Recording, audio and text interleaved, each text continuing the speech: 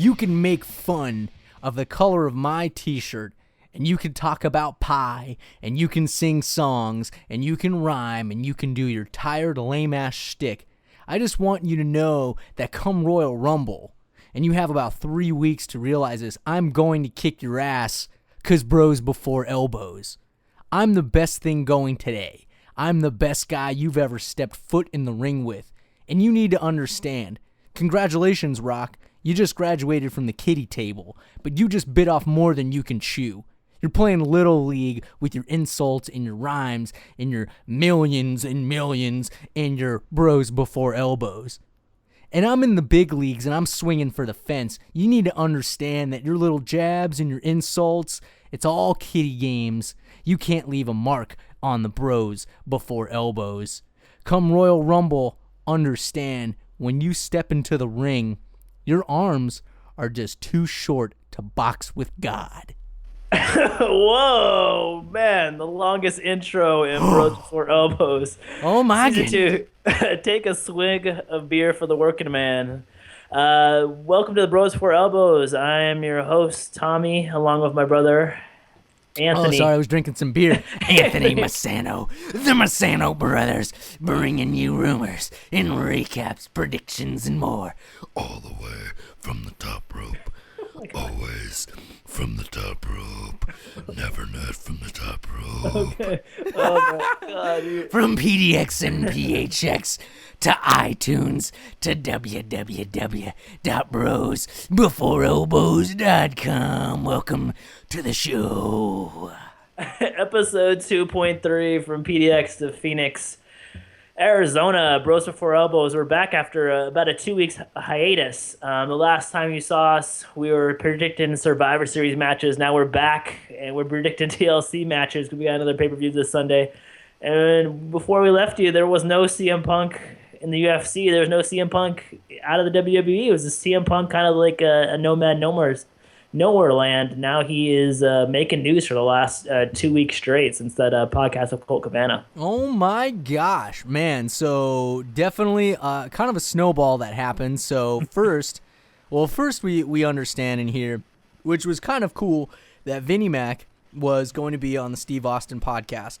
Sounds amazing. Which, by the way, fans of the show, please watch that interview. It is very, very, very awesome, very articulate. Surreal. Yeah, it's super cool. So we get this excitement about Vinnie Mac being interviewed by Stone Cold, and then days before that happens, you get the CM Punk Colt Cabana interview, which just completely lets a bunch of cats out of these bags, and there's cats everywhere, and there's meow mix strewn all over the interwebs, and the wrestling community is freaking going nuts. And then during the interview with Vinnie Mac, and this is even before the UFC announcement, I believe. I love Steve Austin. You know, he even says, "Hey, I'm going to ask you. You know, you're going to get some yes and no questions. I'm going to give you one right now. You want to talk about CM Punk?" I love that, dude. That delivery was absolutely brilliant. Absolutely brilliant. And then Vince McMahon says what he says, and then, you know, yada, yada, yada. And then a couple of days later, at UFC 181? Mm-hmm. Yeah, cool. Go for it. Good, nice. Yeah, UFC 181, we get the announcement that Dana White had a conversation with Phil Brooks, CM Punk, and we get that little 7-second Vine video of CM Punk saying we're going to see him in the Octagon come 2015. Insane, dude. Talk about a snowball, man. It just started downhill and it's rolling. And that's funny. I didn't even think about how the WWE announced that Stone Cold Vinnie Mac podcast on the WWE Network after an episode of Raw. And then the same week, prior to the Raw, CM Punk goes on Colt Cabana's podcast and kind of lets everything out of the bag before Steve Austin and Vince McMahon could get their say. Basically before Vince McMahon could get his say. So do you think CM Punk and Colt Cabana did that on purpose, or do you think they just did it like... Because I remember it was the day before Thanksgiving. I think Thanksgiving Eve is when they released the podcast. I think that was calculated by CM Punk, or do you think it was just a coincidence? You know, I'll phrase it the same way Vinnie Mac said that CM Punk got his term papers on his wedding. I think it was complete coincidence. The funny thing is, he said it was FedExed overnight. So I mean, like, when you send something FedEx overnight, you kind of know it's gonna be there the next day, and you kind of know it's like, oh man, I just imagine like at the church or at the wedding venue, like he gets that. Oh man, opens the envelope. Oh, something from WWE. Wonder what this is. It's a thank you. A late wedding gift. Nope, it's your walking papers. You're fired. You know, which Phil Brooks, CM Punk brings up a funny thing in the interview is, you know, he says he's like, I'm an independent contractor.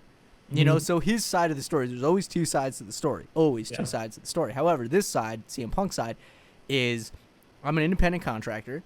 I can come and go when I please. You know, as far as like, you know, WWE, I don't really know his contract or whatnot, but ultimately he says nothing was happening with me. I left at a time and where there were no plans. There was no storyline or for me to do anything, so it seemed like the most appropriate time. And then, you know, for his health reasons and all that other stuff. But I do think that I don't know, with a grin on my face, you can't see it through the microphone, but you know, I think it was coincidence that interview has happened before the Vinnie Mac interview. Little brother, if you believe that, let me tell you about this good beachfront property I got in Arizona over here for you. Let me just the swampland in Texas or something. What's that old phrasing? Oh man, that's fun. I think, but he said no. Man, I see both sides of the story. But like on the storyline front, he quits the day after Royal Rumble, the day after Batista Dad wins the Rumble. CM Punk gets eliminated by Kane. So maybe they're going with a Kane storyline after that. And another thing that Royal Rumble, that Daniel Bryan didn't get into the Rumble. So that was a huge thing coming out of that Royal Rumble. But I think the plan was either him to go like in a feud of Kane, or him to go into a feud of Triple H, and him have CM Punk versus Triple H at WrestleMania 30. So there's two directions that they wanted CM Punk to go, and I just think, I don't know if he didn't want to do it or if he just... Well, even in the interview, he you know, he told Triple H, he's like, I don't have to fight you. You have to fight me. You know what I mean? And so it was cool that he was in WrestleMania 30. Don't get me wrong. Or sorry, it wasn't you know, it was kind of. I guess what I'm trying to say, it was kind of cool how he kind of approached that situation, but could justifiably be like, why are you giving me goofy storylines? You know. But. Yeah, it was just all building to like a head. It was just like a steam pot on an oven, or like a geyser getting ready to explode, and just kind of like got just out of the head of it. I think it was the last straw was the Royal Rumble, and how I think he was number 1 in the Rumble too. He was number 1 or number 2 or maybe number 3. He was like the Iron Man, and he lasted till like the final like 5 or 6 or something. And yeah, he even said that. I think that he tried to prove that he's like, if I go into this Rumble and I really make an impression, maybe something will change. And nothing changed. Yeah. Yeah, nothing changed. Next night, nothing changed. And a big thing, people were giving Punk a really hard time, like the last like 3 or 4 months of him in the ring, how he was like looked slower, he looked like he like wasn't really like into it, and now like we kind of get reasons why he wasn't really there, what he really wasn't into it. He wasn't there mentally, and then most of all physically he wasn't there. He sounded like he got concussions, he got like broken ribs from Ryback, he's got like knee injuries. Weird staph infection that WWE doctors couldn't like diagnose correctly. I mean, it's just like all these things. It's like, man, like the whole weight of the world was on Punk's shoulders in like the 3 or 4 months leading up to the Royal Rumble last year. Man, it's crazy. You know, it kind of seems like with the absence of Punk, you know, I think he has, in a way, you know, he even talks about trying to get some of these mid-card guys into more of the limelight. I think by his exit, I think it was kind of the appropriate time to kind of leave, and then, you know, leave it to some of the younger dudes to jump in and try to make a name for themselves. Yeah, I mean, a lot of people took like the torch and like ran off, like the Shield, the Wyatt family were really big after Punk left. Daniel Bryan before he got injured, because you know this skyrocketed after he left. Cesaro had his little run after Punk left. A lot of these people tried to fill Phil's shoes, if you will.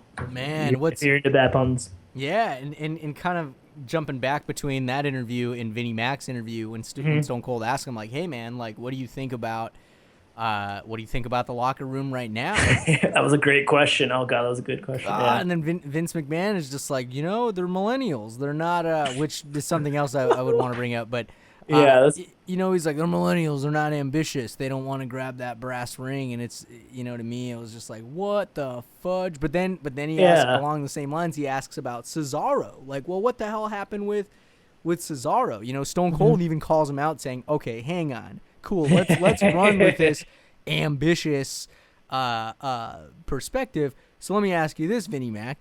Let's talk about Cesaro. Dude was this, dude was that. He fell away, came back big, lost out with Paul Heyman. Where is this kid? What is going on? And then Vince McMahon, all he could say is, well, it's up to the crowd. It's like, well, yes and no. Yes, it's up to the crowd, but put him in matches that make him look good. Put him in storylines that are actually like you want to believe in his character, not just be like, oh, it's Cesaro. Like, I hope he does something cool. Yeah, it's like that millennials thing. That really, I think that bugged everyone. It's just like Vince McMahon burying everyone like under the age of 35. He buried a generation, dude. Yeah.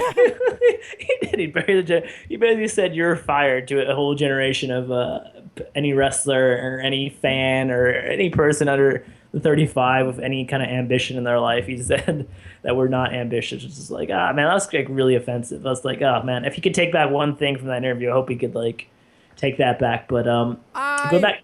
But hang on. I do just want to say one thing though in regard to that. Again, there's two sides. In defense. In defense, I can understand that.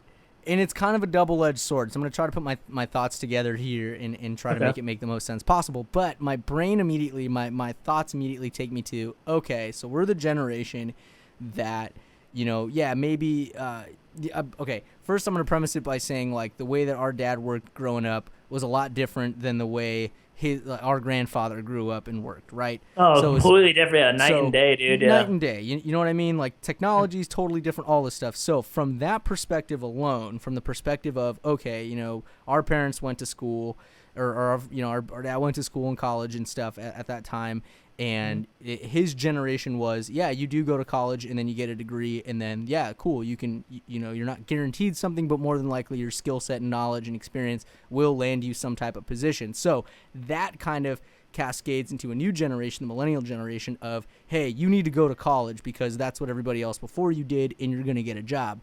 So in that sense, it kind of a weird thing of entitlement kind of comes out where it's like, well, if I just go to these things and I just show up to college, and if I just do whatever I'm ambitious about, then, well, I'm kind of guaranteed, or I kind of expect to be successful, or I kind of expect something to happen because I have this knowledge, which kind of isn't the case at all in just history in our generation. So in defense of Vince McMahon, what I'm getting at is saying that, the generation that we're in, we were kind of born into this, like, and it's kind of funny because our parents' generation are the ones that created all this crazy media stuff and all the advancements in technology and marketing and all the stuff, marketing to us younger generation, the millennials.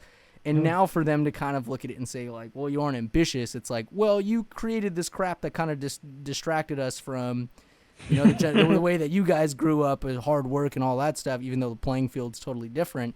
It's just ambition on a different level. It's not the old school working on the farm every day, 9-10 hours, and that's how you do it. Now it is a much different game that has so much more autonomy to whoever's in the game, the wrestler, the talent, any human being.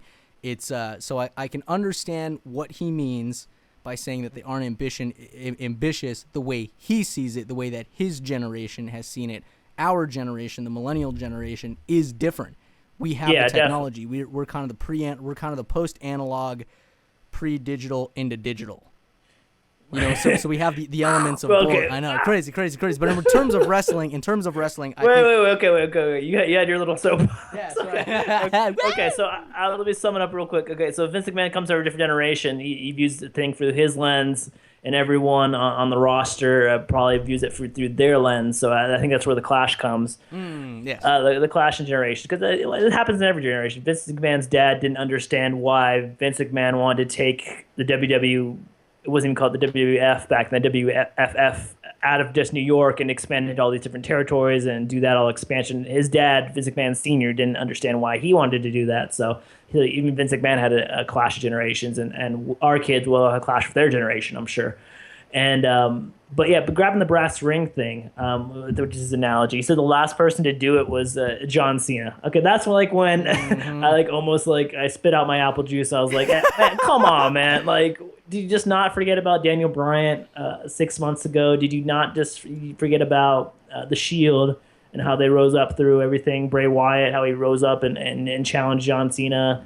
And all these other great superstars that come along, all these guys in NXT. I don't even know if Vince McMahon watches NXT. Probably not, but there's so much great talent that's come up through the ranks. To the point of John Cena, the guy who's been at the top of the mountain for like 8 or 9 years now, just saying that's the last person to reach out and grab it. That's just like a slap in the face to everyone who's came along in the last 9 years, including very true. That's CM Punk, too, yeah. Including CM Punk. So maybe that was a slap at CM Punk in a weird backhand way too, as well. And yeah.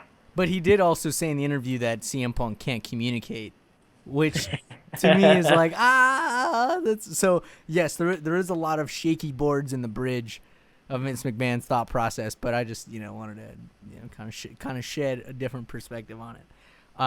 But hey, so speaking of some new changes going on, I just want to bring this up real quick. This episode of the Bros Before Elbow show is actually brought to you by our friends at Connor's Cure.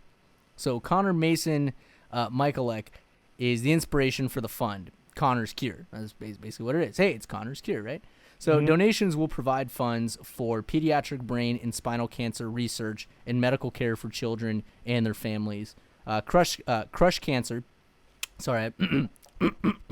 Crush cancer by texting children to 90999 for a $5 donation, or you can go to givetothechildrens.org/Connor's Cure. I'll make sure to mention that link a couple of times during the show too. Yeah, for sure. And we'll put it on our Facebook page. Connor's Cure. You may remember him from a couple Daniel Bryan, but he was a huge. It was an 8-year-old boy out of Pittsburgh who passed away shortly after WrestleMania. But he was on WWE like Make-A-Wish videos and stuff like that, and he was a local celebrity in Pittsburgh while he was with us. And he got to go to WrestleMania 30, got to do a bunch of stuff through WWE. And after he passed away, Triple H and Stephanie McMahon started partnered with him and his dad and his family to create the foundation Connor's Cure. So it's a good WWE pro wrestling based charity. So for the next couple episodes through the holidays, we'll be supporting that and giving shout outs to Connor's Cure. Yeah, absolutely. Cancer research is huge. With your time and your resources, we can cure the world.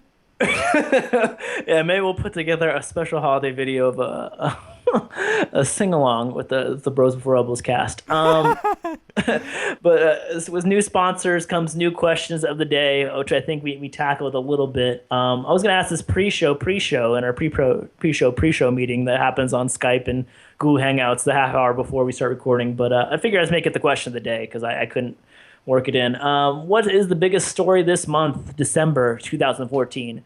Is it WWE's TLC pay-per-view, or is it CM Punk and his drama outside the ring and signing with the UFC? Like, what is overshadowing which? Is the CM Punk signing shadowing WWE, or is WWE TLC still chugging along and is that the number one storyline of the month? Or third option, is it Zack Ryder's tweet about the brass ring? Oh man, he did. People said he was gonna get buried after he tweeted that. Which is, you can't bury someone who's already 6 feet underground. So I don't know what that was about. But yeah, think about that. Think about the biggest storyline for WWE this month, and we'll answer that at the back end of the show. I miss you, Zack Ryder. Hey, Zack Ryder, if you're listening to the show, I love you, man. I'm rooting for you. Bros for Elbows officially supports Zack Ryder. We endorse you. We endorse Zack Ryder. So I think we got to touch on this before we get into the Raw recap. Speaking of stuff we endorse, we didn't get a chance to talk about it because it was a preview for the Survivor Series episode, was our last episode. But Sting, he's back. He's there. He's finally come to fruition. and he's not wearing his red jacket from TNA, where he was the general manager and acted like the Joker. Oh my god. He is a Crow Sting. He came on Survivor Series, and now he is officially part of the WWE universe. So, what are your thoughts on that, Mr. Predicting Sting coming back every pay-per-view for the last 14 pay-per-views? All right, so first and foremost, I gotta make. I know. This show officially endorses Sting. But no, so first I gotta gripe about the WWE Network, right? Because Grind your gears. of all freaking things, right? So you go and you say, hey, I would like to watch this pay-per-view, and you get some options, right? Your options are play from the beginning or play wherever, right? I go to play from the beginning, and of course, guess what I see on Survivor Series? All I see is a one freaking millisecond clip of Sting, or I see Triple H in the ring, and then I see Sting on the freaking Titantron. I'm like, are you kidding me? Of all freaking things that you could have showed, you could have showed me JBL or Michael Cole, or hell, you could have even showed the audience. I don't give a darn tootin' rootin' boot. To keep that iTunes non-explicit. But right what now. I'm saying is that ruined it for me. This one thing that it's been in my head for the last year, that ever since episode 1, I've been talking about Sting, and I finally get Sting in the WWE, and the WWE Network, I should say, ruins the reveal for me. But nonetheless, I was like, I knew it was going to happen anyway, but I just have to act surprised when I see it come freaking whatever. And then as I'm watching the network, it shows me the Survivor Series match first, and then it shows me the rest of the pay-per-view. So I don't get it, dude. It's freaking run by hamsters, but whatever. The network is run by hamsters. But that should be a new meme. Oh my god. Oh, it's ridiculous. But to answer the question, ecstatic. Absolutely exuberated. What do you think he's gonna be? How are they gonna use him next? Is he gonna be at TLC this Sunday? Is he gonna be waiting for the Rumble? Like what is their plan? What is WWE's plan for Sting over the next? Here's the plan. Okay. So don't team him with Zack Ryder if that's your answer. You make a tag team. I have nothing. Here's how they're gonna use him, right? So they have to use him sparingly. He's gonna set up a beef with Undertaker, right? Okay.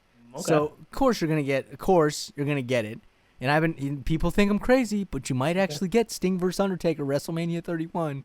I'm not a nutbag. If you've listened to this show and you write down the predictions, which we're terrible at doing on our own, but listen to the freaking shows. There are some crazy predictions that have been made that have come to fruition. But here's what's going to happen. He's going to battle with Undertaker. Okay. Then Ric Flair gets involved. And then Hulk Hogan gets involved. Then you have a 4-way dance of death for the World Heavyweight Championship. Why do they bring back that belt? Well, why not, man? That's how Sting wins it and then retires. That's it. They all retire. They all retire. Or what they all do is they beat the crap out of each other in the 4-way dance, and they all wind up knocking themselves out, and then they cut the belt up in 4 pieces. Okay, I liked your first crazy idea better than your second crazy idea.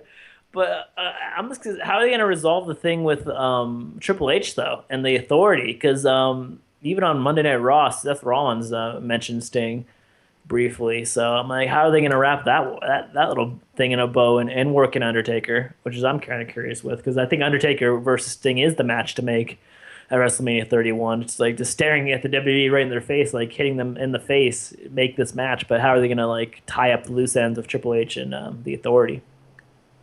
Is my question. Something's probably going to happen where maybe they hire Undertaker, the Authority hires Undertaker.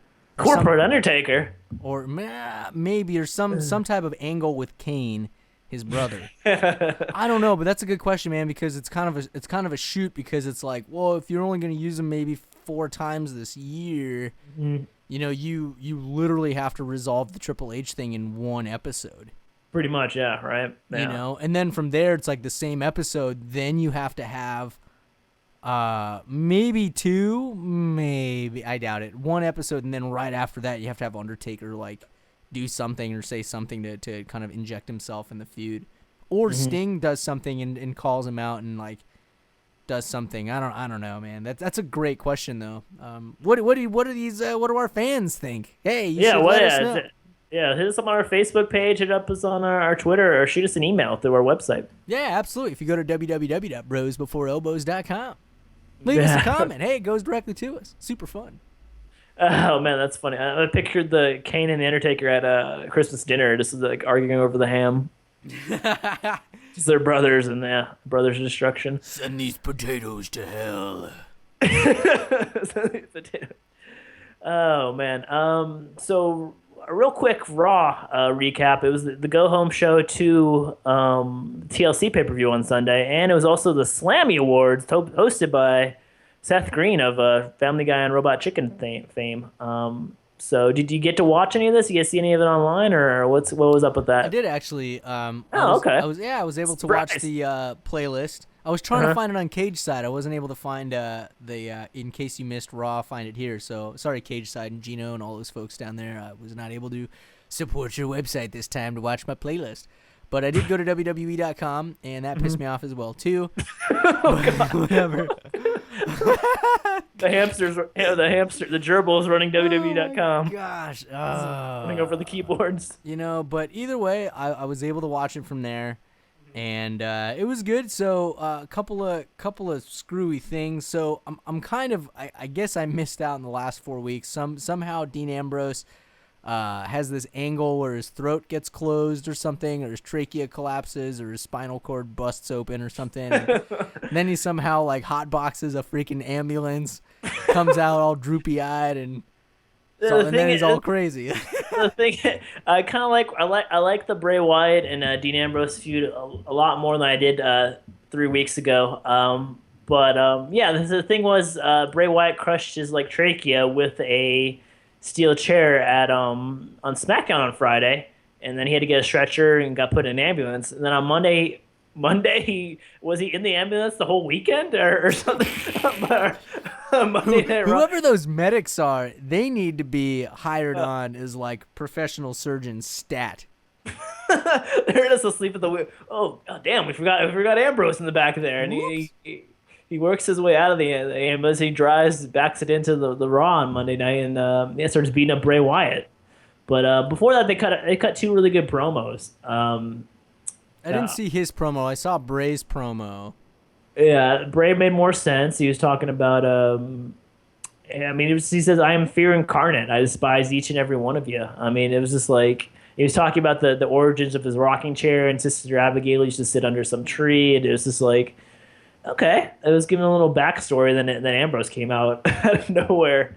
And, see, that's cool. That's good character development for Bray, because I feel like he came out of the gates as a madman and this like cult leader or whatever, but you don't really know a whole lot about him. And his promos have always been like really cryptic and really weird and whatever, and you're just kind of like, well, you're cool enough because you're weird enough to be able to pull this off. So yeah, cool, man. I'll support you. But it is really fun to hear more of his backstory, and for him to kind of make that official like heel move, kind of raise that heel flag of like, I despise you people, like I never really liked you to begin with, and like, so I thought that was cool. But what I also liked too, I want to point this out, is Dean was laying on the table. Well, first he threw a chair and it like hit Bray right in the head, and he did that by accident. That was just like, oh my god! I watched that like 6 times. Like, whoa, you just launched that chair. I always freak out when they do that, when they launch chairs in the ring like that, 'cause it's like, oh my god, it's like so much room for error. Exactly. So he gets knocked in the head or whatever. But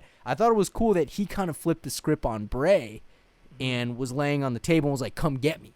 Like, you can come get me. Like, I'll be the vulnerable one, just like you did to me at the last pay-per-view. So I think that little minute thingy, taunt was kind of speaks a really big portion of the story.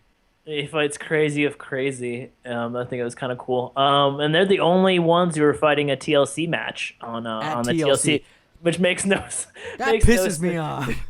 We'll get to that when we make our picks. But another one, the show opened of Dolph Ziggler versus Seth Rollins, and I think that could be a really good feud going forward, eventually down the line. Or just want to see those two wrestle a lot more, is one of my notes. I would love to see, and I kind of had this feeling when I was watching the match. One, the match was incredible. Dolph Ziggler's such an amazing wrestler. Same with Seth Rollins. My goodness. But I thought it would be cool that Rollins wins the World Heavyweight Championship title, however he does it. and that he has a feud with Ziggler, and that Ziggler freaking eventually wins the title. Because let's look at it from this angle, right? Let's entertain this idea real fast. Okay. So right now, John Cena is mad at Seth Rollins because Seth Rollins keeps ruining his chances to get the WWE title again, right? Correct. So we kind of get this foreshadow that once he takes the triple power bomb from the Jamies, the security crew, which I think is really badass, by the way. Have your own personal security through falling around. But he gets the triple power bomb, and then it was kind of, to me, like that was the moment where it's like, okay, John, your run is up. That's it. Like no more excuses, no more like extra chances to try to get your WWE title. Like that's it. You're out of the picture now. It is Seth Rollins. Let it be. So I think that was kind of cool. So to entertain that idea that John Cena is being phased out, Ziggler might be making that shift in, because let's remember, and I know we're going to go through the winners and stuff of Survivor Series, but Dolph Ziggler made a very, very prominent impact on that pay-per-view in as a wrestler. So I think maybe this is one of my crazy predictions, but I think John Cena's getting moved out of the way to make room for the next couple of big things, which I have a feeling, of course, is going to be Rollins, but also Dolph Ziggler too. That'd be amazing, dude. Man, that'd be good. I mean, that'd be a huge step for the WWE to get someone else in that little limelight, because John Cena has been hogging the spotlight. Any other? What other note? Do you have any other notes? Or all I'm saying is, if they freaking put the belt back on Cena or Randy Orton, I will light the headquarters on fire. You'll get your torch that you haven't had for like 6 months. You'll dust it off, and you'll lead the gang, the angry mob. Yep, yourself. I'll have my pitchfork, my torch, my overalls, my corncob pipe, my Paul Revere hat. They've been waiting, dude. They've been waiting. The people at the torch and pitchfork store has been waiting. They haven't seen you in a while. We haven't seen our show for a while, and our fans. Oh my god! So that could be a moment. Yeah, that's where. Where is Randy Orton? Is he going to appear on the pay-per-view on Sunday? I don't know how he could work in there, but he's filming the Marine 8 with Ken Anderson.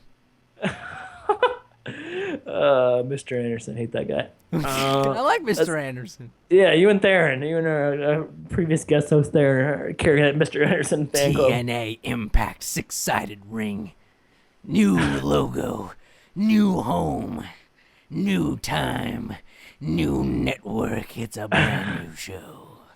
New wrestlers. It's a new Anderson. No. Break time, and then come back with some news and notes and maybe some TLC picks. Yeah. I just want to make a quick thing. Kofi Kingston versus Stardust. Me. Okay. What do you think about? Okay, we're probably not gonna get to. What do you think about the new stable of Kofi Kingston, Xavier Woods, and Big E? I got to see him more. This is the first time that I've seen him. Okay. I like their color scheme. Okay, yeah, they have a new color scheme and a new theme song, but I don't know. I see it bombing. I want it to work, but I think it's gonna bomb pretty hard. Okay. It's up to those three dudes. It's up to those three dudes to do the best they freaking can, and I hope they do it well. Yeah, I hope so too, because they're the three talented dudes. So crazy. All right. Let's hit a break real quick, and then we'll come back and let's talk about our picks. We're talking about the picks for TLC, right? Or are we talking about the picks that we made from Survivor Series? I have no idea what happened to Survivor Series. I kind of pressed backspace on the thing by accident. So when we come back, we'll move forward with the next pay-per-view, which is only a one TLC match. Even though the pay-per-view says tables, ladders, and chairs, it's just going to be a glorified Raw with one no DQ TLC match when we return on the Bros Before Elbows podcast wrestling show. No ambition here, just doing one match. We don't want the brass ring. We want the ring pop. The sugary sucralose supplemental something for us millennials. We'll be right back. Thanks for listening to the Bros Before Elbows podcast. Be sure to check us out on YouTube, Facebook, and Twitter. Just search Bros Before, the number 4, Elbows. We would love to keep the conversation going with wrestling, so send us your thoughts and feedback. Email us at brosbefore, the number 4, elbows, @gmail.com. Welcome back to the Bros Before elbows, pro wrestling show. Back from our break into the picks of the TLC match, which grinds my gears because there's only one TLC match. Basically, there's only one TLC match out of like 12 matches they're trying to fit into a 3-hour wrestling program. But before that, speaking of pay-per-views, CM Punk, I forgot to mention this at the top show, CM Punk in the UFC, we know that part, but how do you think he's going to do in the UFC? Break down your shoot fighting, break down your brawl for all, break down your MMA skills here, Mr. Anthony Masana. How do you think he's going to do in the UFC? How many fights do you think he's going to have? Do you think he's even going to fight? Or what's going to happen? So CM Punk. So there's so many like variables. The guy you can compare him to is Brock Lesnar, but Brock Lesnar retired from the WWE, or quit the WWE, then went to try out for the Minnesota Vikings, the NFL, then went to New Japan, and Japan did some pro wrestling then, and then did one MMA fight out of the UFC, and then went to the UFC. So he did like a really weird Brock Lesnar could only pull it off kind of journey compared to Punk, but that's the kind of thing people are comparing it to. So how do you think CM Punk stacks up? Well, he's not fighting in the same weight class. Thankfully, yeah. He's fighting at 170 pounds or maybe 185 pounds, depending on where he weighs in at. Yes. So I think that plays a factor. Okay. Nonetheless, not to downplay any of the other weight classes in UFC. I mean, that's fighting. You know what I mean? Mm-hmm. That is like, modern day gladiators. You know what I mean? It's kind of how I see it. But I think that does play a difference, though. He's in a lower weight class. I do believe he will fight. Okay. I believe he will fight, and I'll say 3 fights. Okay. So I don't think he's going to get injured beforehand, simply because I think when he stepped back, I don't think he's going to take nearly as much damage training as he would still being in the WWE, training in that sense of like working every day and fighting with injuries. So I think the time that he's had to repair himself, since he hasn't been in the WWE with his constant training anyway, because he's friends with Gracie or something? One of the Gracie bros? He is friends with one of the Gracie bros. That's his jiu-jitsu coach, yeah. Okay, cool. So, but either way, so I think he's been training in that sense. So I don't think he's going to get injured beforehand. Of course, there's going to be a spike in ratings for UFC, and it's going to definitely get a lot of attention. But I think he's going to go in for 3 fights. I can't say that he's going to be a huge success because, that's kind of the beauty of UFC is what I've kind of come to know is like even if you think somebody's like, yeah, that guy's going to win, you never know. Everybody's got a glass jaw, you know what I mean? So, so I think a couple of fights, and I think he's going to do well. Shoot style, yeah, some other stuff. I think he's going to be I don't think he's going to go in for the kill right away. I don't think he's going to be very, very aggressive as far as like match starts and he goes in and gets the job done. He seems very analytical. So I think what he's going to do is really kind of play the slow card and wait for kind of really study and kind of wait for those opportune moments to strike. I can see him more of like wouldn't say so much of a striker, probably more of like a ground fighter or submission fighter. Yeah, man, that's how I see it too. I don't know, man. It just really depends on who they match him up with. Because I hear rumors that they're going to match him up with someone like that's really well known, which means like maybe like a top 15 or top 20 fighter, and that's just like that's scary, man. Because CM Punk is 0-0 with no amateur fights and with no like formal MMA training. Really, he's done like the ground with the Gracie Bros, like jiu-jitsu, so that's like ground fighting, but that's like not anything with striking or anything.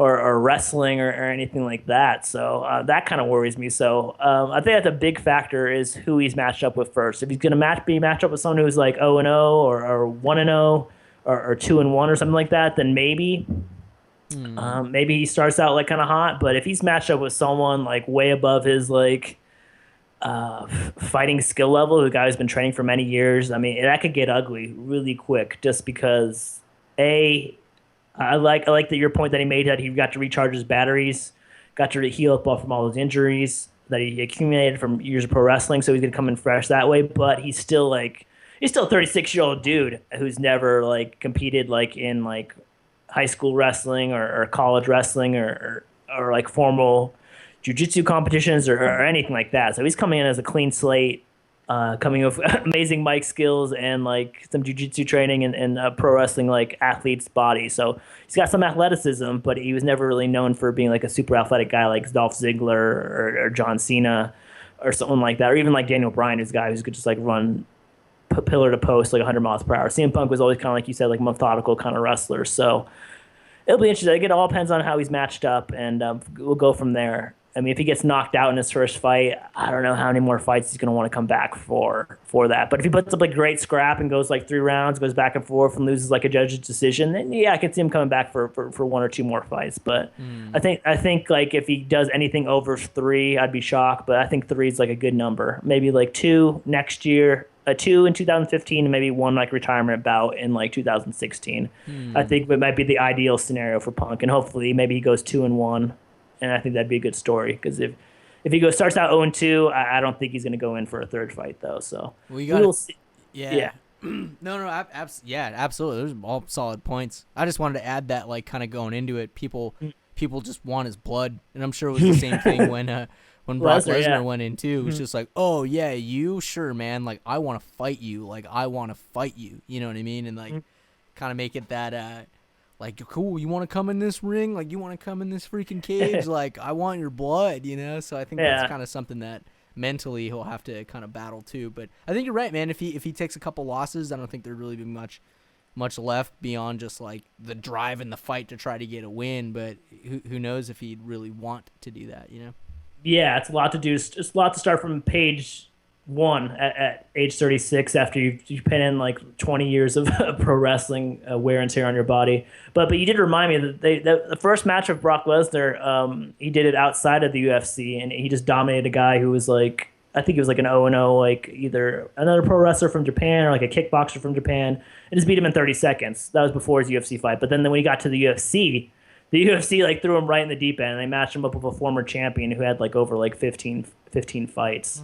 So if they do the same thing with Punk, that's kind of scary, because there's so many like sharks in that tank. So we'll see. It's so many variables. It's kind of a cool thing to track over the next 6 or 7 months before he makes his debut. I think it's good publicity for UFC. You know? Oh, it's huge, man! I got everyone talking on Saturday night. It was like they had a pay-per-view of like 2 title fights, but like the CM Punk news kind of like overshadowed everything on that after they made that little Vine announcement on Twitter and stuff. Dang. Crazy. Yeah, so it's crazy. So I just never thought, I never would have predicted that.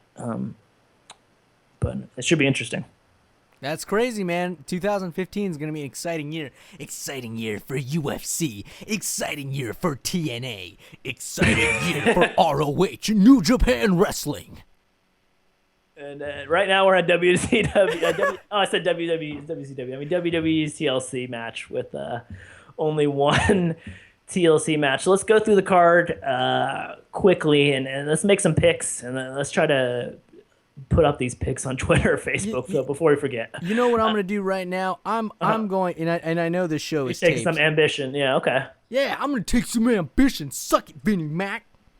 Actually, don't. You're really cool, and I really like you, dude. You're cool. We'd love to have you on the show one day. Yeah, absolutely, man. That'd be totally rad.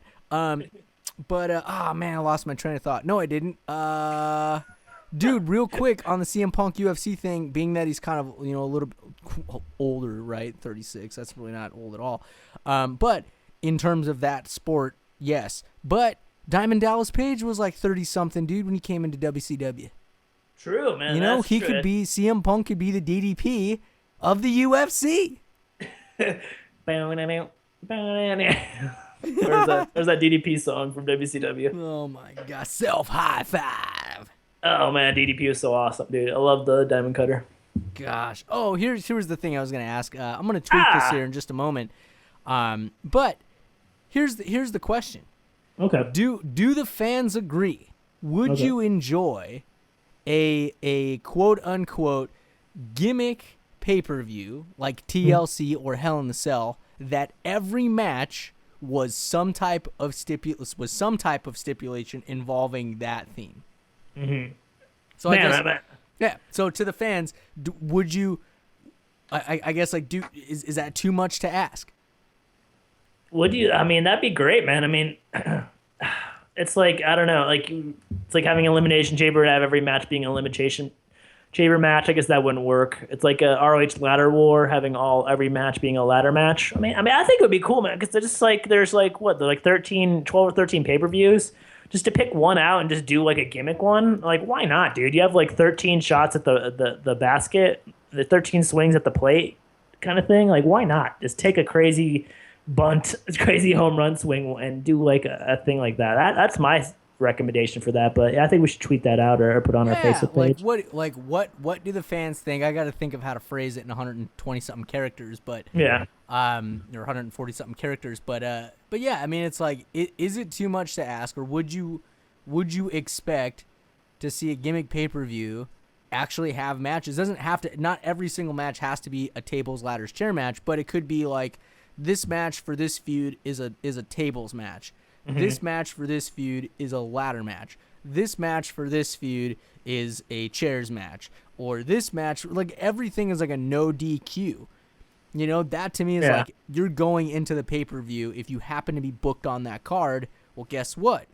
You're a part of that specific pay-per-view, so you have to fight in some type of match concerning that pay-per-view. Same thing with Hell in a Cell. It's like, make that like your year-end, feuds going into the new year, but make it so that way there's some big feuds settled in the cell.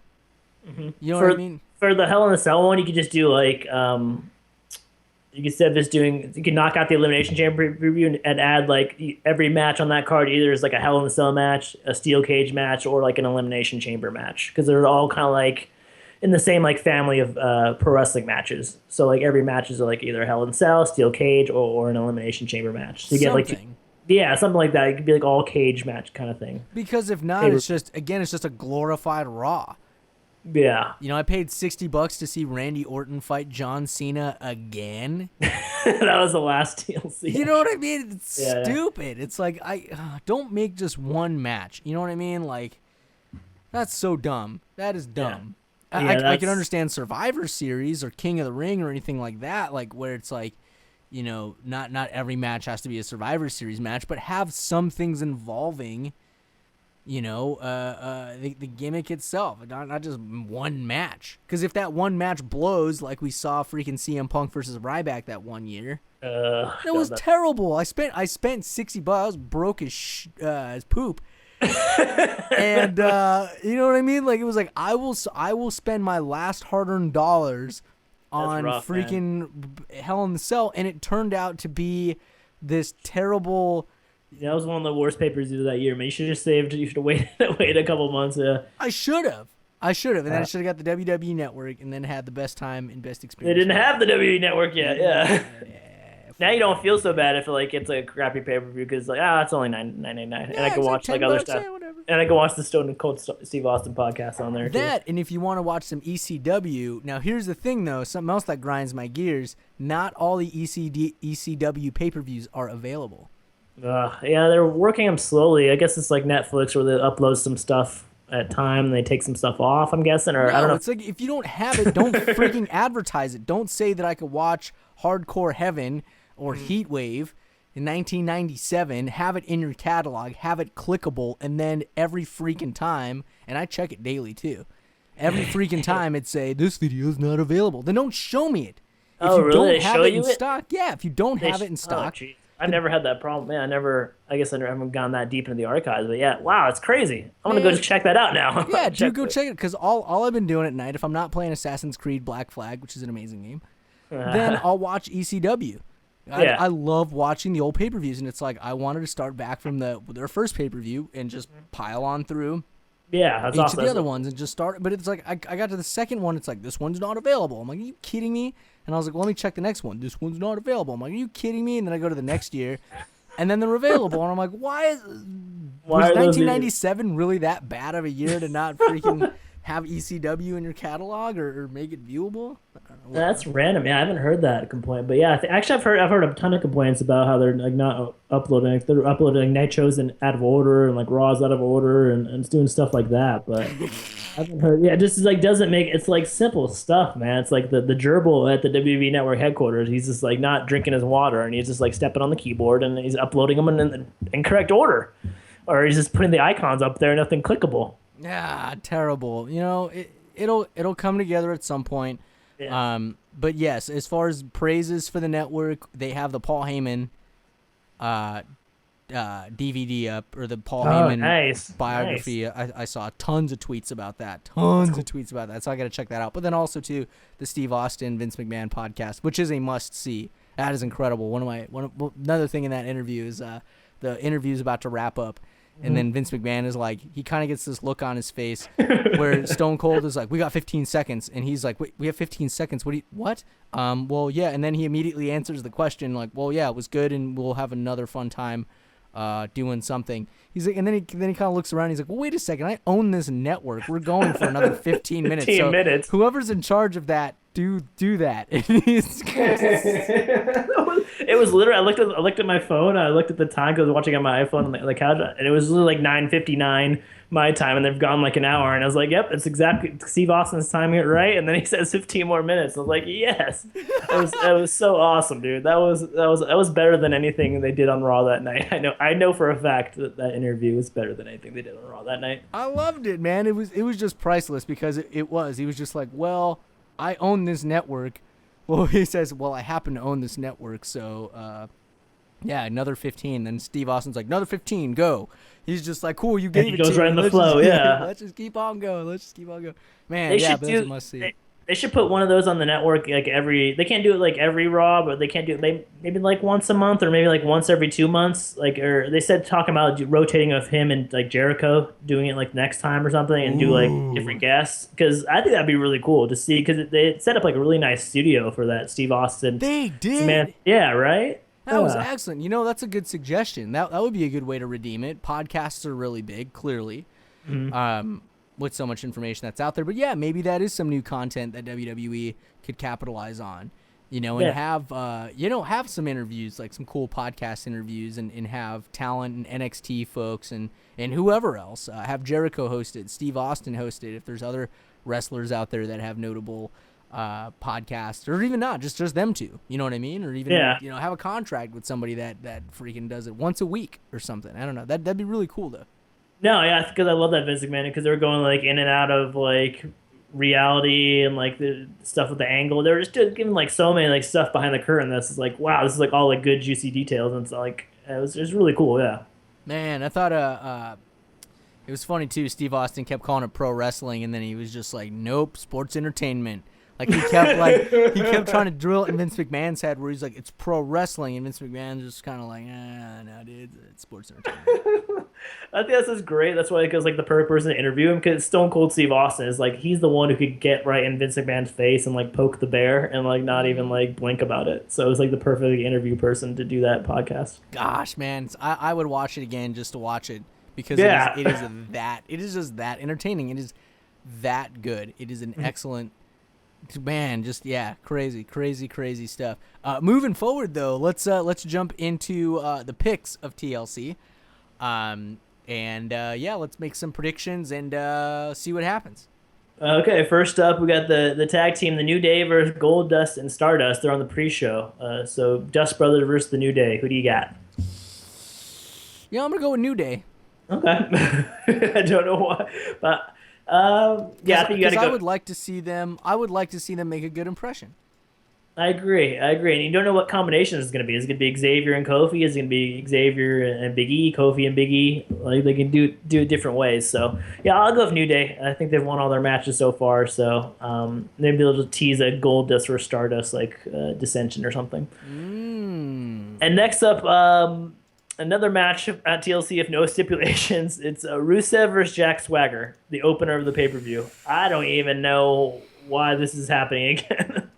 Rusev, and I'm gonna be really ticked off if freaking Jack Swagger wins. I will light that place on fire, dude. Okay, we got two threats against the WWE headquarters in one episode. I think you got to go Rusev here. I mean, just end that. Why they didn't even explain like why Jack Swagger is back and why he's feuding. They just like I guess Rusev hurt Zeb a couple Raws ago, but like what are you doing, Swagger? Why are you back? He has such terrible mic skills. He has such terrible mic skills. He needs a mouthpiece. Like I'm going to hate saying this, but he at least has the build to look like a pro wrestler. Mm-hmm. But he just can't cut the promo, dude. I saw the mic in his hand, and I was like, please don't speak into that. Please don't put that where I think you're going to put that. Okay, so I'll go with Rusev, too. 2 votes for Rusev. Yeah, so here's a match that could use some like stipulation flair or like a TLC flair. Nikki Bella versus AJ Lee for the Divas title with no stipulations that I can see. I hope it's longer than 20 seconds. Yes. Okay. Who do you got? Champion or challenger? Mrs. CM Punk or Mrs. Future John Cena? Can't say I'm a huge fan of the Bellas. I got to go with AJ Lee. Yeah, no, I was going to go... I'll go with the Bellas. I wasn't really going to go with AJ Lee because I had this feeling because she won the Slammy Award for Best Diva Monday night that she was going to regain back the title. They're going to do like hot potato with it, but I don't know. Maybe I'll go with the Bellas just because... yeah, I don't know. I never know what they're doing with the Divas title, so I'll go with the Bellas. Hey, Charlotte's in the... is getting pulled up to the main roster. Yeah, she debuted. She's got... speaking of the network, NXT Takeover, I don't even know what it's called, NXT Revolution. They're having an NXT like mini pay-per-view on the WWE Network on Thursday. Main event is Sami Zayn versus Adrian Neville, and it's a couple other good matches. Oh, debut of Kevin Owens. Kevin Owens. So that's something to check out.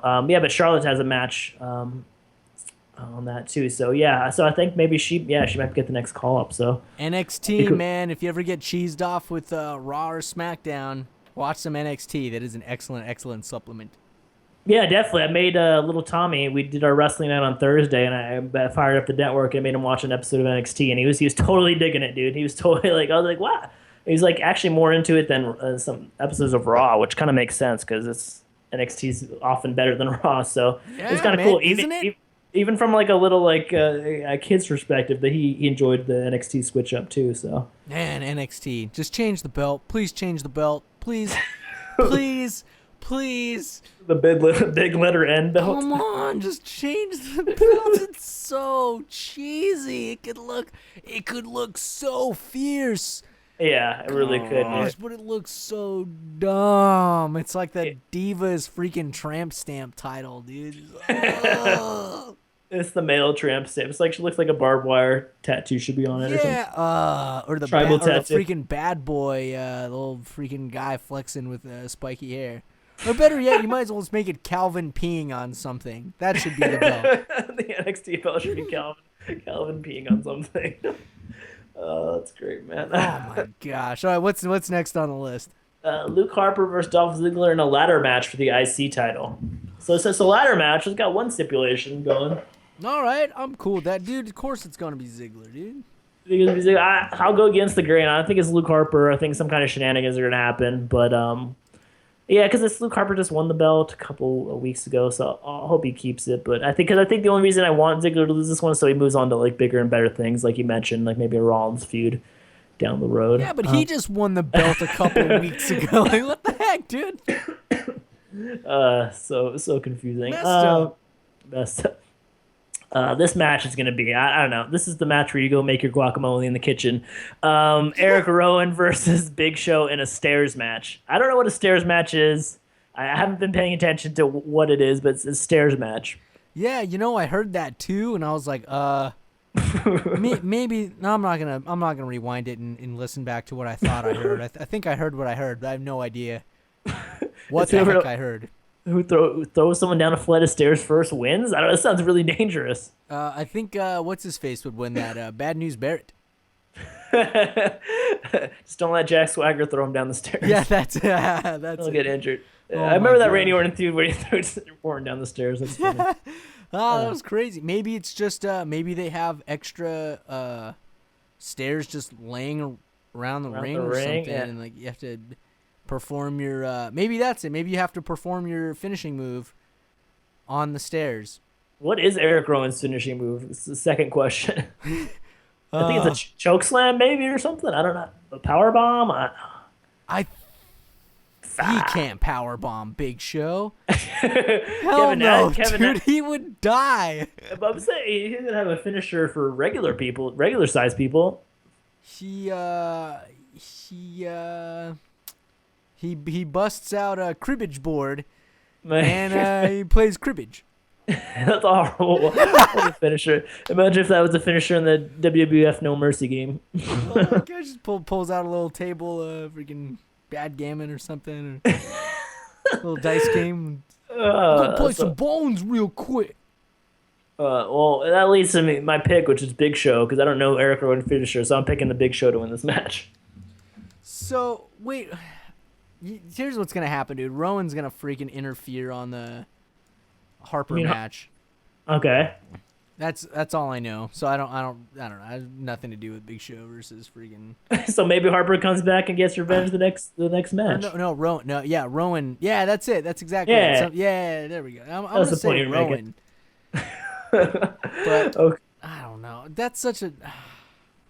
It seems like they're purposely like, this is where I'm confused by, because you had Eric Rowan and Luke Harper on Raw, which that should have been a pay-per-view match, and that could have been really cool. But instead, we get this kind of roundabout we get this roundabout Rowan somehow trying to get to Luke Harper, even though he just had him on Monday. So whatever build towards their feud, if they're going to feud, is kind of confusing and roundabout. But also too, what was I gonna say? With Eric Rowan, is he am I supposed to like him now? It's so sad, dude. Because every time he makes a run in, the crowd just sits on their hands, and a tumbleweed blows by, and there's an owl that gets led in the arena. That's hooing at him. It's just no one knows. Everybody shifts to their left and right and is looking at what the person next to them is doing and what their reaction is. How are we supposed to He's gone to 5 or 6 different cities now since he's turned face, and people still doing the same exact reaction. Yeah, it's just his meme for the audience is just the shoulder shrug. Instead of Daniel Bryan has the yes chance, everyone has the shoulder shrug. Just the shoulder, just the just a little shrug, I don't know. Are you good? Are you bad? You don't speak. You don't really smile because we can't see your mouth. At least Harper grunts and goes. He does this. He only speaks in vowels. Harper only speaks in vowels. That's a good gimmick. I like that. Vowels and mustard stains. Yeah, man. So I'm kind of confused, but I'll back him up. I'll throw some chips his direction and see if he can make something out of it. I think a roundabout point you were making in your latest soapbox rant was that on this pay-per-view should have been Harper versus Rowan for a match, and then Big Show versus Ziggler for a match. Mm-hmm.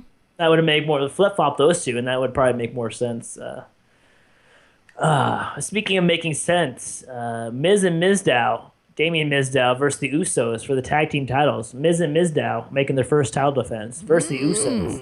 So who's gonna win this match? It's no stipulations. It's just a tag match. See what I'm saying? Glorified Raw, dude. Yeah. Might as well freaking put Los Matadores in there. Oh, come on. They're main event only. Oh my gosh. No, exactly. They're Sunday Night Heat. They're on Nitro. They're the only ones on the new reformed WCW Nitro. They pop in on the old episodes of WWE Nitro. What the hell? I don't remember Los Matadores in this episode. Yeah, they can just green screen them in. Green screen El Torito shaking his ass. Oh my gosh.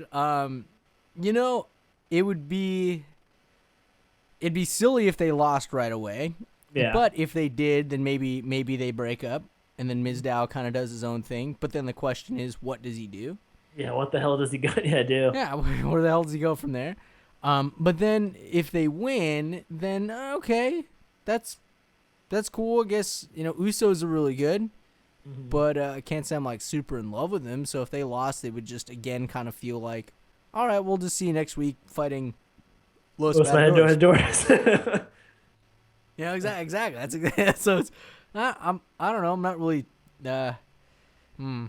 You don't, but I'm gonna go with Damian Miz down and Miz. And my feeling is that they're still building the dissension between them, and it's not ready to burst yet. So I think they'll win and keep the titles for another pay-per-view. Yeah, or what if we get a run-in from the Dust Brothers? Are they mad they lost the New Day? I guess, like, I don't know, just to, I guess, inject themselves in there. That'd be cool if the Dust Brothers ran in and just like knocked out the Usos and the Mizdow, so it's like a double count out, and they just cause anarchy. That could be cool. Or they go in, they hit them with ladders and tables and chairs. Somehow. And then the Hardy Boys come out. And then the Bullet Club shows up. Oh, wow. And Kevin Owens with Sting. Just for no apparent reason, just because. Kevin Owens eating a hot dog, sitting up with Sting in the rafters. Dude, I hope he does that, man. I hope Mr. Wrestling freaking takes somebody's hot dog from the audience or whatever they're eating, eats it, and then throws it into the crowd. Isn't there a video on there of YouTube of him doing that for an ROH match? I think taking so. someone's hot dog and throwing it back into the crowd. Oh, that's great. Oh god, I'm gonna miss Kevin Steen, but Kevin Owens is pretty cool so far. Cool, man, dude. That's seems like he's getting a major push, and he's not even there yet. Yeah, so that's awesome. Moving on to the guy who got buried the most from the CM Punk interview, other than Triple H, Mr. Ryback, and he's taking on our favorite Bitcoin advisor, Corporate Kane, in a chairs match. So I guess chairs are legal in this match, and you can throw them at your opponent. So Ryback versus Kane. I'll go first, man.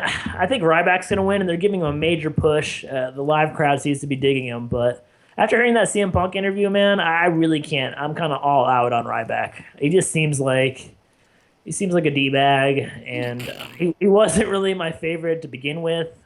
He had that run where he was a face, and I was kind of digging him. I kind of gave him the love, and then he turned him heel, and he feuded with John Cena, and he kind of just like flopped from there, and then he tried to be a Paul Heyman, flopped from there, and now they're rebooting him as Ryback 2.0 or something. The big guy, and I'm kind of out on him, man.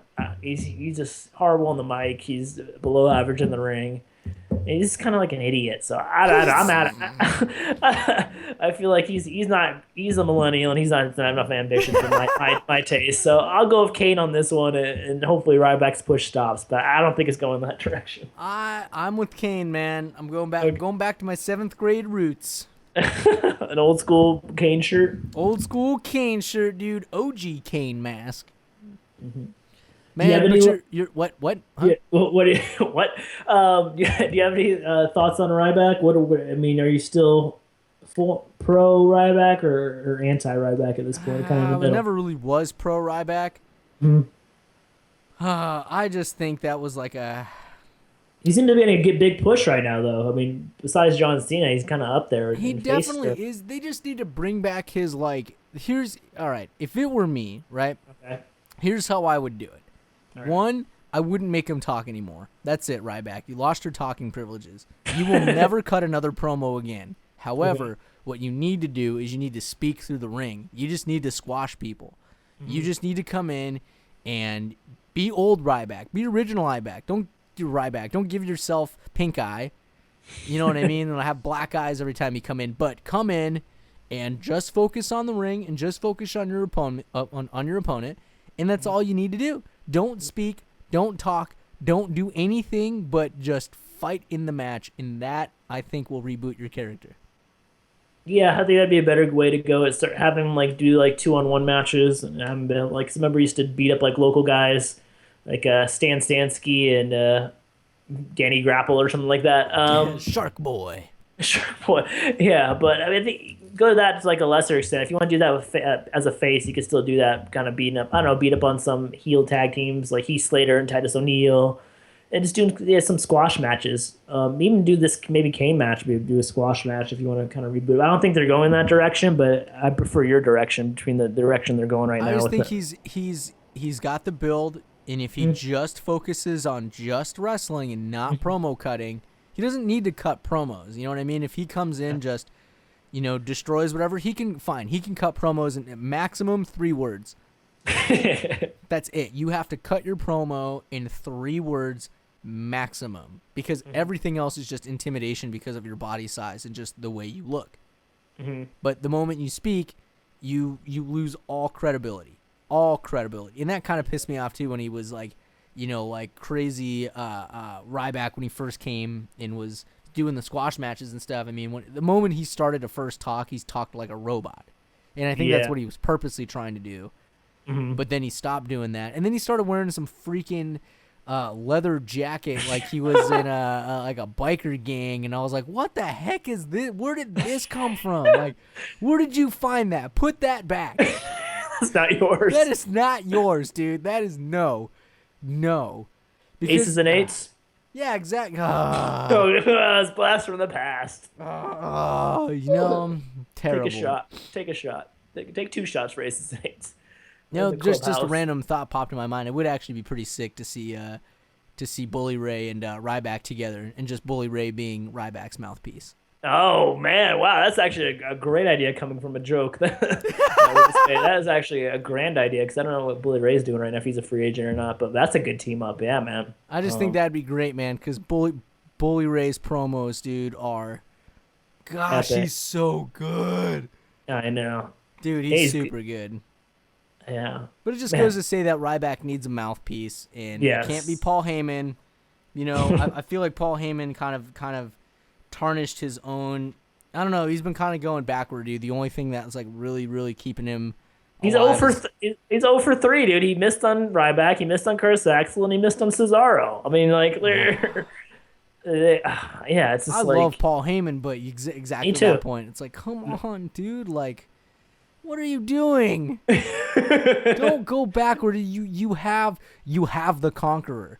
You have the Conqueror. You have Brock Lesnar. Whatever team you can assemble, do it to the best of your ability. And I don't know why freaking he lost with Cesaro or whatever happened with that. It just seemed like one day it was there, and then he was the king of swing, and then all of a sudden he's like, he lost his shiny jacket, and hey, where'd you lost that? Yeah, it's like the next opposite week. Not even, man. On Raw, he shows up king of swing, and then 2 days later on main event, he's not even with Paul Heyman anymore. No, that's taped in the same day. On Superstars, yeah, he's doing something else. Yeah, exactly. Doing a third thing, a third option. What the heck? That goes back to our banter point. Like, that's the problem with Cesaro, is that they kept jerking him around, and they just they had much momentum when he won that Andre the Giant Battle Royal, and the next night he turns on Zeb Coulter and he's with Paul Heyman. This is like climb up that mountain, and then ever since that he just dipped after that. He had all the momentum after WrestleMania 30, and then WWE botched it more than Cesaro botched it, I would say. Yeah, that's very true. Very, very true. All right, we've got to keep moving forward. We got to get the question of the day at some point. Yeah, so I know. I think we kind of answered the question, but no time for news and notes. So 2 more matches at the TLC pay-per-view. Dean Ambrose versus Bray Wyatt in a TLC match. Who do you got? Ambrose, yeah. Ooh, it's gonna be a good match. I'm looking forward to this match. If I don't get to watch it live, I'm gonna do the skip right to this match, and they'll probably skip right to the end of the match because W Network is run by hamsters, but or guinea pigs. But I think I go Ambrose too. But I think it's gonna be like match of the year contender between him and Bray. Yeah, I don't want to see Bray lose again. I know, that sucks. But I don't want to see Ambrose lose either again, though. So it's like, ugh. Yeah, true. They're both kind of like high up, but coming off of losses. Yeah, they both really need to win badly. So I think that's like kind of add higher stakes to this match too, as well. And it's the only TLC match on the whole freaking TLC pay-per-view. Better be freaking good. And the main event, John Cena versus Seth Rollins. Man, I know one of the stipulations is, I was trying to look it up. One of the stipulations is if John Cena loses, he loses his number 1 contender match with Brock Lesnar. All right. So that's kind of puts a target on John Cena's back. Which is why I think he's going to lose. Which is why I'm putting my money on Rollins. Oh, man. Because again, you got to make way, dude. I'd be so cheesed off, dude, if freaking Cena wins. And he's still and he still keeps his freaking, like, if he beats Rollins, then yes, he still keeps his number one contendership, which is dumb because we've seen freaking Cena versus Brock Lesnar probably as many times as we've seen Randy Orton freaking, yeah, exactly, Orton versus Cena. And that would really just be like, come on, Vinnie Mac, your creative team, honestly, come on, dude. This is dumb. This is becoming redundant. You are not allowing anybody to hit this glass or brass ring because there's a glass ceiling right before the freaking ring. So it's like, don't do that. So don't have Cena win. Don't even give him the option to get, a number one contendership again. Don't. Just let it be. Let Cena feud with something else. Let him take a vacation. Let him get married. Let him take a cruise or something. But no more Cena for a while. Let him go away. That'd be great, man. If you put, I don't think the WWE has the balls to do it, but if they kept him away until the Royal Rumble, imagine if he's like entry number 1 or entry number 15, like the pop he would get. I mean, that'd be great. I mean, or even after the Rumble, I don't think they could, or the Raw after the Rumble or something like that. If they can hold, like, be patient and wait it out, I think that could really help Cena and help the WWE because have other people chasing that brass ring while Cena's gone for a month and a half. Yeah, if you're gonna have this brass ring, you can't just give it to one dude. Mm-hmm. You know what I mean? Like that's the other thing. If you're gonna have one main guy, then you can't truncate other. You can't truncate the talent. You know what I mean? Like trying to get that. It's like because then it's just like, well, he's the guy. He's the only one doing it. So therefore, anybody else who makes an attempt is not as good as Cena. So we're not even going to give him the time of day. So unless you were born John Cena and you are John Cena, then you're not going to get any whatever privileges or automatic wins. Like I don't know, dude. Freaking the dude got suplexed like 17 times, dude. Come on, like. No, you were not going to fight Brock Lesnar again. I'm sorry. Not going to happen. He killed you, dude. He done killed you dead. You done died, John Cena. You done died good. Okay? I titled out the episode if we didn't have so much CM Punk talk in it. Seth Rollins, yeah, I'm going to go Seth Rollins too, but I think that's a good stipulation because, man, I think everyone is going to be really pulling for Seth Rollins to knock Cena off his perch. So that adds another stipulation, another angle, another piece of this pie for this event. So now I'm kind of looking forward to this event more than I was going into it, at least the last 2 matches.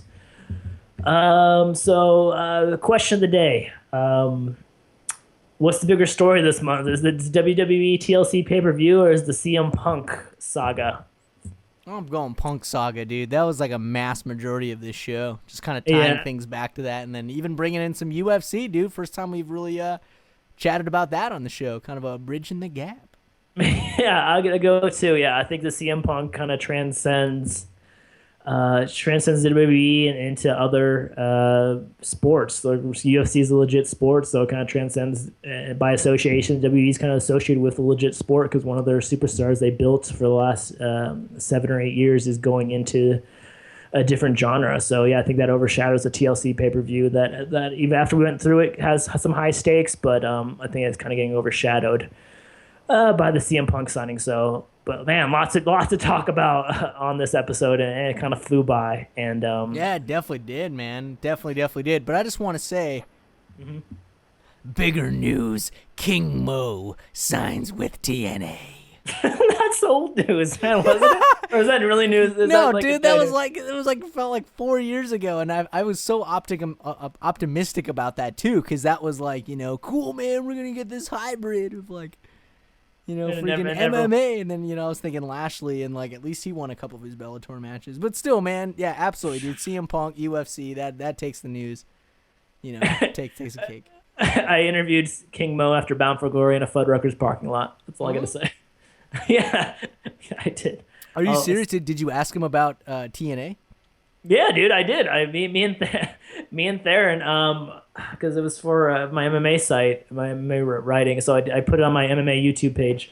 I contacted his manager because I knew he was an MMA manager. I'm like, hey, I'm going to go to this Bound for Glory. I know King Mo was supposed to be the guest referee or the guest enforcer for Bobby Roode and James Storm. Can I talk to him afterwards? And he's like, yeah, here's your cell phone number. So I was talking to Mo during the event, and I texted him afterward. I'm like, hey, where are your going after that. He's like, I'm going to Fuddruckers with my family. I'm like, okay, so we'll go meet you up there. So he was really cool. He took a break from his delicious burger and he talked to me for 5 minutes. So that was cool. Dude, that's awesome. yeah. King Mo's a really cool dude. But yeah, Nice. that was a sidebar to a sidebar. That was like 3 years ago now. But anywho, yeah, hybrids, MMA, yeah, into pro wrestling. I'm always for that. I think that's kind of interesting. So Man, that's cool. So we'll see, man. It's the holidays coming up, but you're coming out to Arizona, so maybe another video episode. Maybe if not that, maybe then a year-end episode where we could do some. I know last year we did like our picks for match of the year and event of the year, rookie of the year, and all that good stuff. So maybe we'll do that, or maybe we'll figure something out in the next. Yeah, but that would actually be really fun. And let it, fans of the show, let us know what you think. If you like the video episode, the Bros Before Elbows movie that we did a couple months ago or 6 months ago, and you want to see that again, let us know. Or if you have suggestions for a year-end show, we would love to hear that as well too. You can definitely tweet us at Bros Before Elbows. You can find us on Facebook, same thing, Bros Before Elbows. It's the number 4 after B, and then Elbows. Of course, we have our website, www.brosbeforeelbows.com. We're on YouTube, and we are on iTunes. And actually, this is pretty sweet. I did get and this is no direct endorsement at all, but my buddy was telling me about a Android app that he had downloaded. I think it was like Pod something.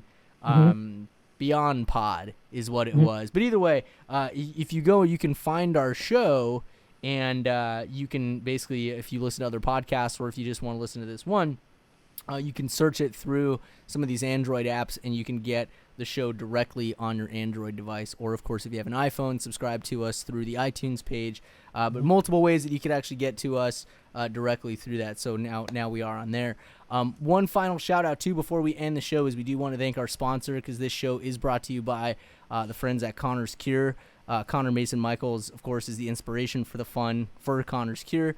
Donations will provide funds for pediatric brain and spinal cancer research. Super big stuff. This is medical care for children and their families. Text children to 90999.